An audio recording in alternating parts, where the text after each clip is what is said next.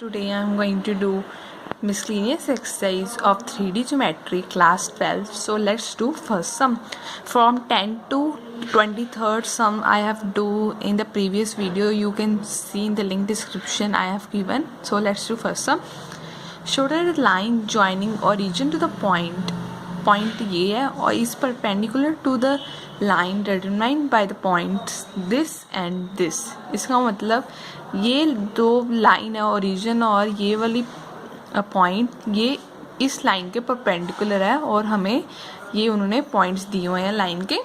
ठीक है, आपको पता ही है कि if two lines are perpendicular, if a1 a2 plus b1 b2 plus c1 c2 equals to 0. इसमें a1 b1 c1 है फर्स्ट लाइन के डायरेक्शन रेशियोज और a2 b2 c2 हैं सेकंड लाइन के डायरेक्शन रेशियो. लाइन हमारी first ये है.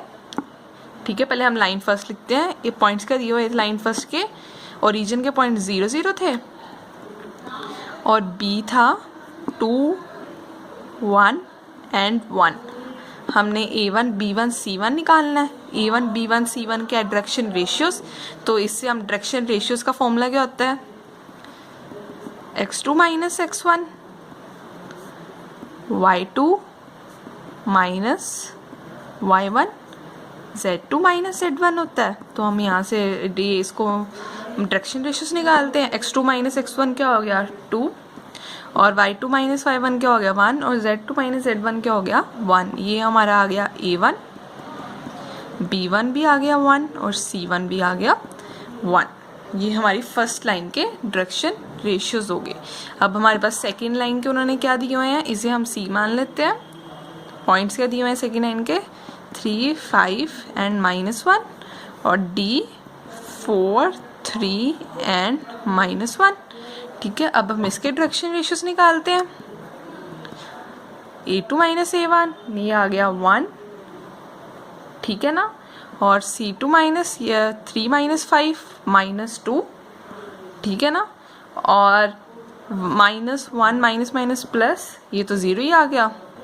तो यहाँ से a2 की वैल्यू आ गई 1, b2 की वैल्यू आ गई -2 और c2 की वैल्यू क्या आ गई 0. अगर हम इस फॉर्मूले से वैल्यू पुट करते हैं इक्वल, अगर हमारे 0 आ गया तो हम कह देंगे the lines is perpendicular to each other. ठीक है ना, तो अब हम वैल्यूज पुट करते हैं. a1 a2 plus b1 b2 plus c1 c2. a1 की वैल्यू क्या है 2 और a2 की वैल्यू क्या है 1 प्लस b1 की वैल्यू क्या है 1, b2 की वैल्यू क्या है -2. ये तो 0 ही हो जाएगा क्योंकि c2 0 है. तो हम 2 -2 0 आ गया. तो हमने शो कर दिया जो हमें ऊपर पूछा हुआ था. सो this is the answer. Second some, if line this and this are the direction cosines of two mutual perpendicular lines, so the direction cosine of the line perpendicular to both these are. इसका मतलब ये दोनों line एक दूसरे के perpendicular है और वो तीसरी लाइन है वो इन दोनों के परपेंडिकुलर है.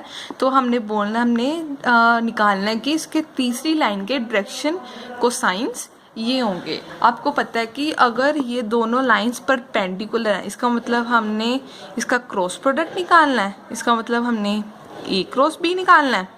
तो आपको पता है a क्रॉस b कैसे निकालते हैं, i j k ले लेते हैं और इसके डायरेक्शन को साइंस क्या है, फर्स्ट लाइन के L1 M1 N1 है और सेकंड लाइन के क्या है L2 M2 N2. तो हम इसका a क्रॉस b निकालते हैं. i इधर आ गया, इसको नहीं लेना, M1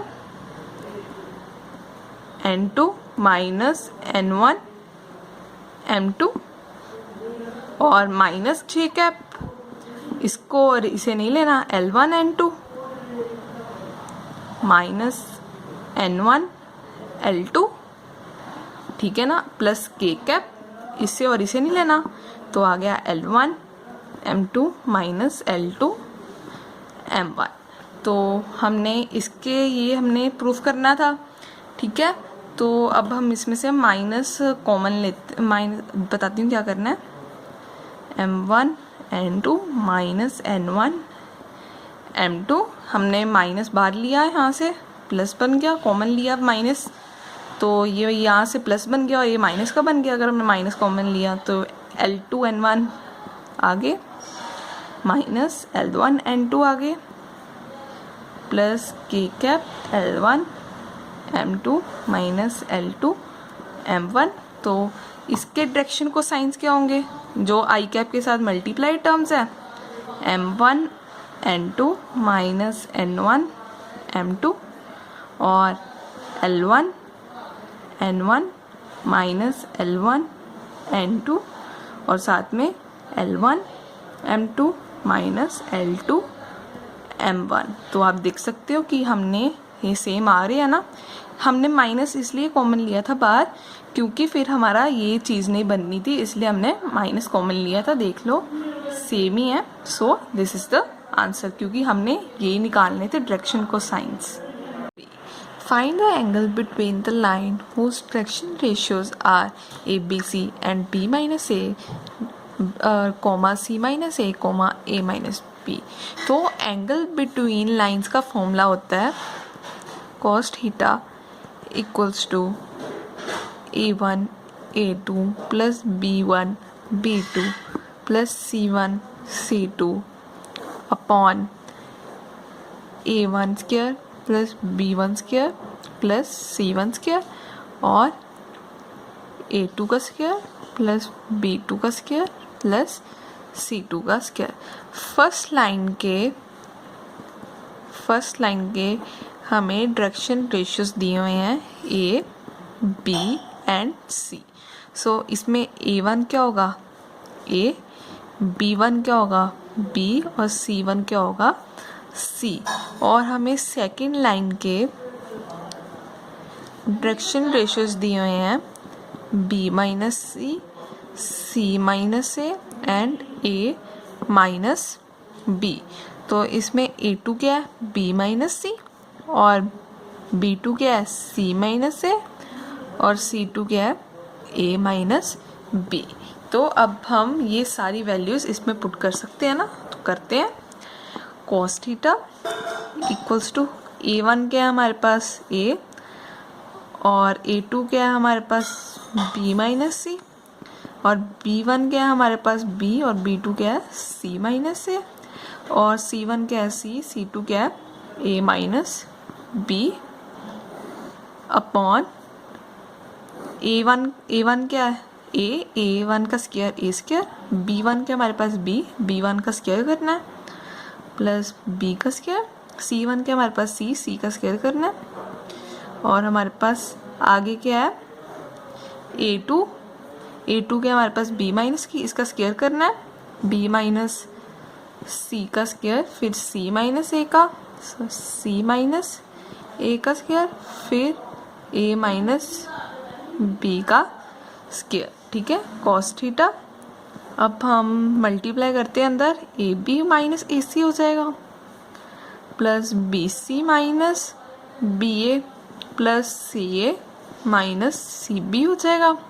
ठीक है, फिर नीचे A square plus B square plus C square और नीचे ब्रैकेट खोल लेते हैं B का स्क्वायर प्लस C का square minus 2BC plus C का स्क्वायर प्लस A का स्क्वायर माइनस 2CA। ठीक है ना, और plus A square plus B square minus 2AB। ठीक है ना। अब हम cos थीटा इक्वल्स टू ये AB तो इसके साथ कट गया, CA इसके साथ कट गया, BC भी इसके साथ कट गया, तो ऊपर तो 0 आ गया। सो हमारे पास थीटा क्या आ गया 90 degree. So angle between two lines is 90 degree. So this is the answer. उन्होंने क्या पूछा था एंगल ही। So 90 degree is the angle. Four sum, find the equation of line parallel to x axis and passing through origin.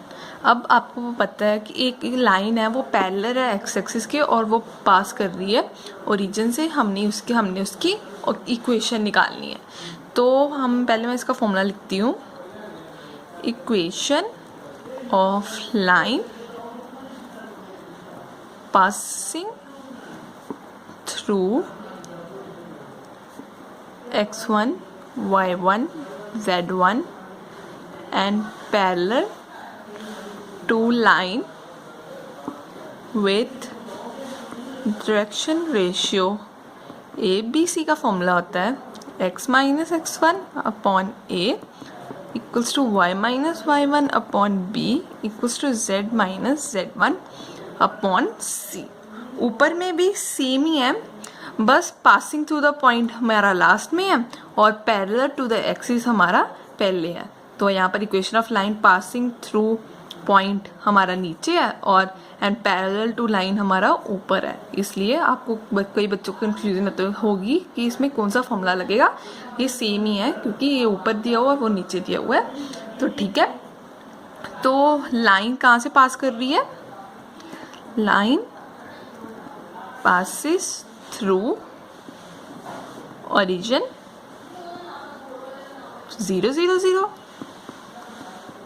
ठीक है, तो इसमें x1 क्या होगा 0, y1 क्या होगा 0 और z1 क्या होगा 0, क्योंकि पासिस थ्रू में x1 y1 z होता है और पैरेलल में abc होता है और पैरेलल टू है x एक्सिस।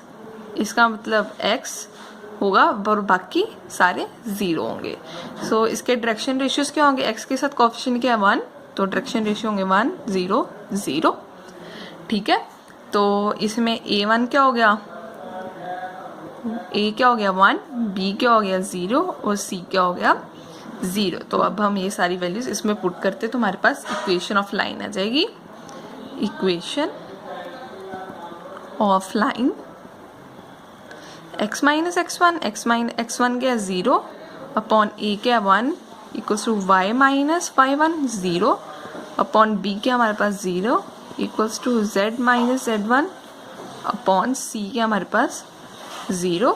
x अपॉन 1 equals to y equals to z। So this is the equation of line. So this is the answer. 6th, if the lines this and this are perpendicular, find the value of k। आपको पता है अगर दो lines perpendicular हो तो इसका मतलब क्या होता है? a1 a2 plus b1 b2 plus c1 c2 equals to 0।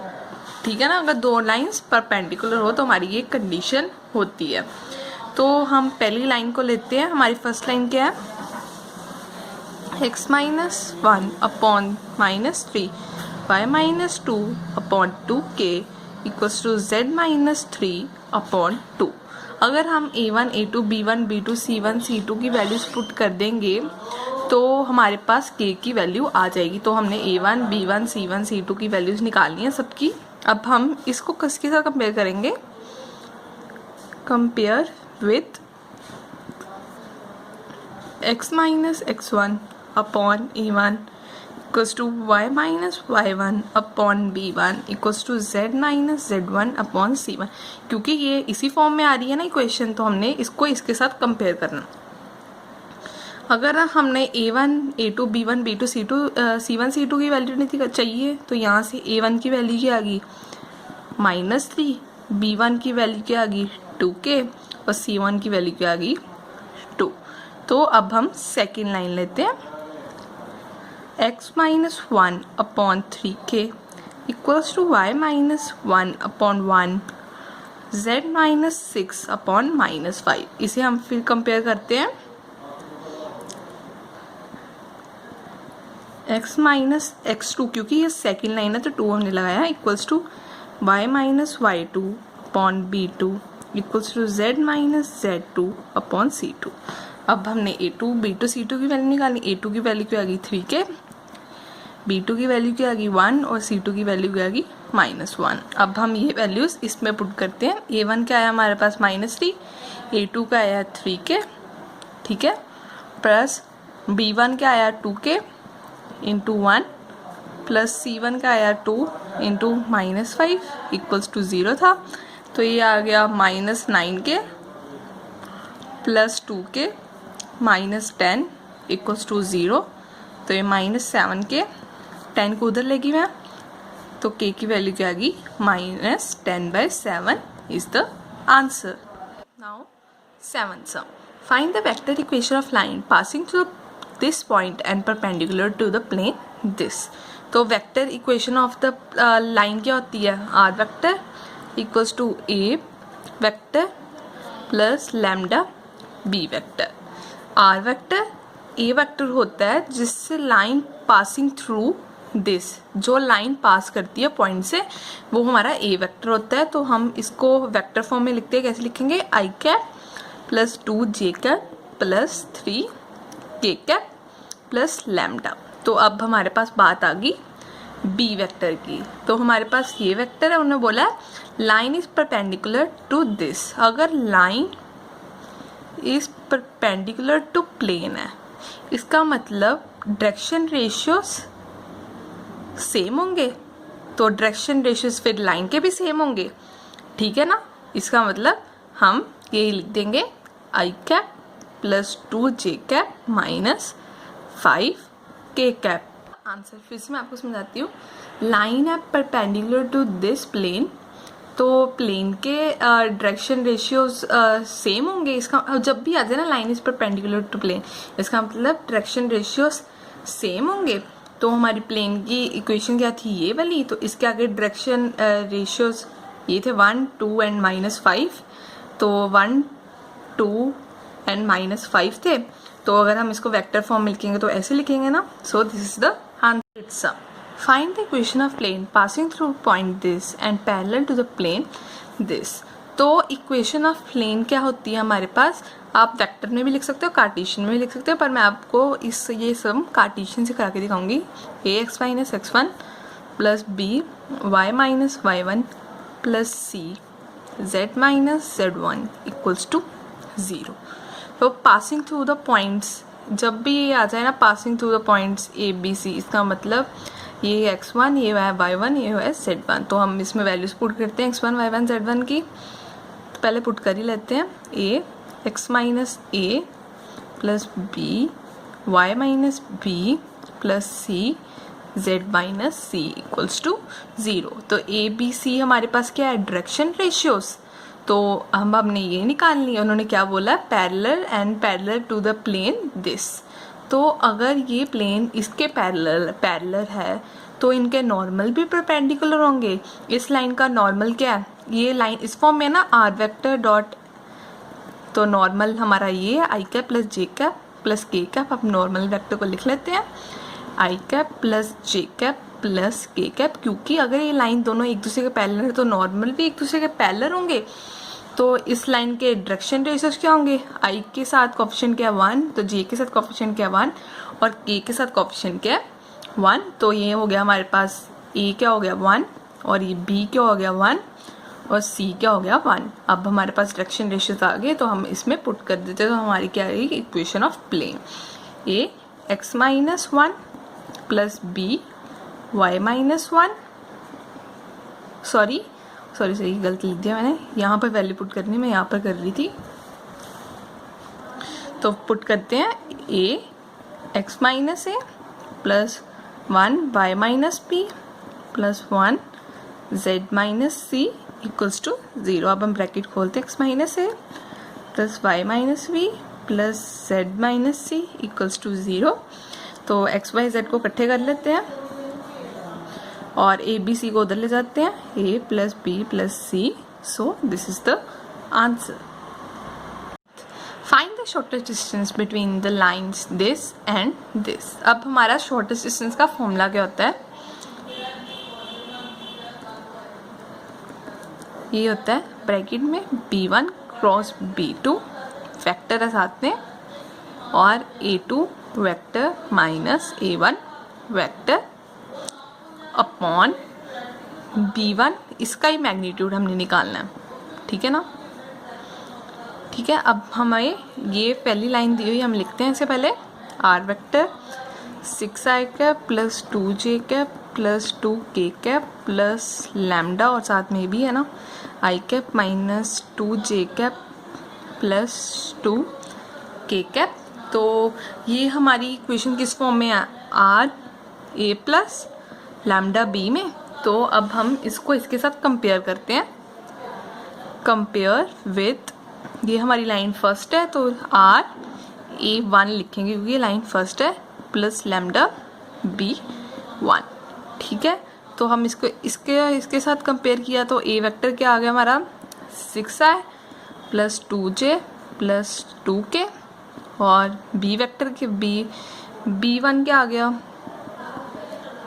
i cap minus 2j cap plus 2k cap, और हमारी लाइन सेकंड क्या है minus 4i cap minus k cap plus new 3i minus 2j minus 2k।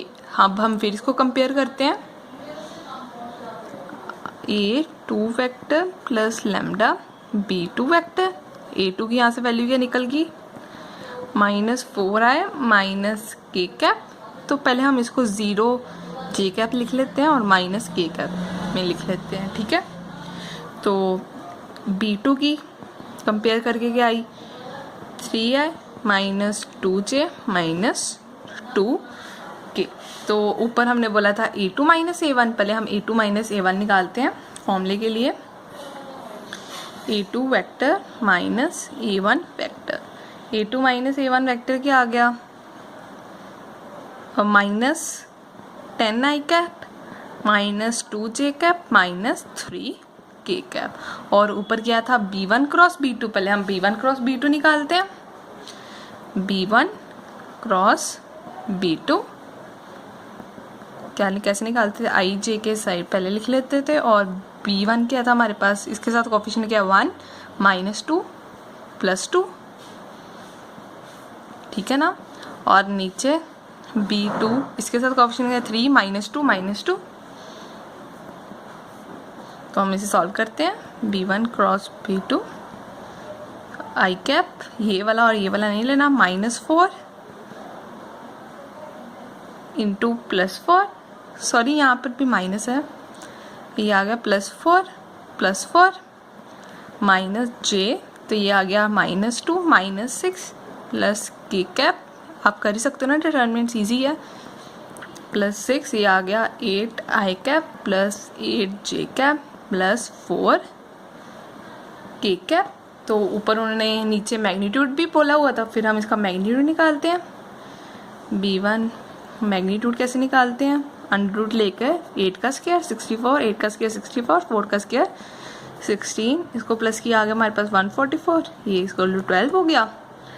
तो अब हम निकालते हैं b1 cross b2 dot a2 minus a1, क्योंकि हम सीधा निकालेंगे फिर हम सीधा इसमें वैल्यूज पुट कर देंगे, ठीक है ना।